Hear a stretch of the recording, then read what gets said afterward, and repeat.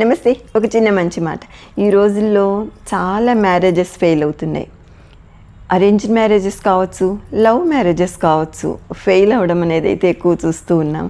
దీనికి కారణం ఏంటి అంటే, ఒక అమ్మాయి తన అత్తగారింటికి వెళ్ళిన తర్వాత ఎట్లా ఆలోచిస్తోంది, నేను ఈ ఫ్యామిలీలోకి వచ్చాను, వీళ్ళు నన్ను ఎట్లా చూస్తారు, ఎట్లా రిసీవ్ చేసుకుంటారు, నాకు ఏమి ఇస్తారు, what are they giving to me అనేది ఎక్కువగా ఆలోచిస్తుంటారు. అట్లాగే అబ్బాయిలు కూడా మ్యారేజ్ అయిన తర్వాత what is she giving to me, she is my wife, నాకు ఏమి ఇస్తోంది, నా కోసం ఏమి చేస్తోంది అనే విధంగా ఆలోచించటం వలన మ్యారేజెస్ ఫెయిల్ అవుతున్నాయి. మరి ఎట్లా ఆలోచించాలి?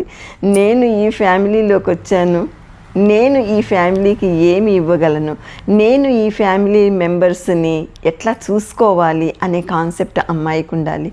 అబ్బాయి కూడా తను నా భార్యగా వచ్చింది, నేను తనకి ఏమి ఇవ్వగలను, ఎంత ప్రేమ పంచగలను, తను కంఫర్టబుల్గా ఫీల్ కావడానికి నా కృషి ఏంటి, నేను ఏమి చేయాలి, ఇట్లా గనక ఆలోచిస్తే తప్పకుండా మ్యారేజెస్ అన్నీ కూడా సక్సెస్ఫుల్గా ఉంటాయి. అంటే ఎదుటి వాళ్ళు మనకేమిస్తున్నారు అనుకోకుండా మనము ఎదుటి వాళ్ళకి ఏమి ఇవ్వగలుగుతున్నాము అనేది కూడా ఆలోచిస్తే 100% మ్యారేజెస్ అన్నీ కూడా సక్సెస్ఫుల్గా ఉంటాయి. ఇది మన ఫ్యామిలీ కోసం నేను ఏం చెయ్యాలి అనుకోవాలి.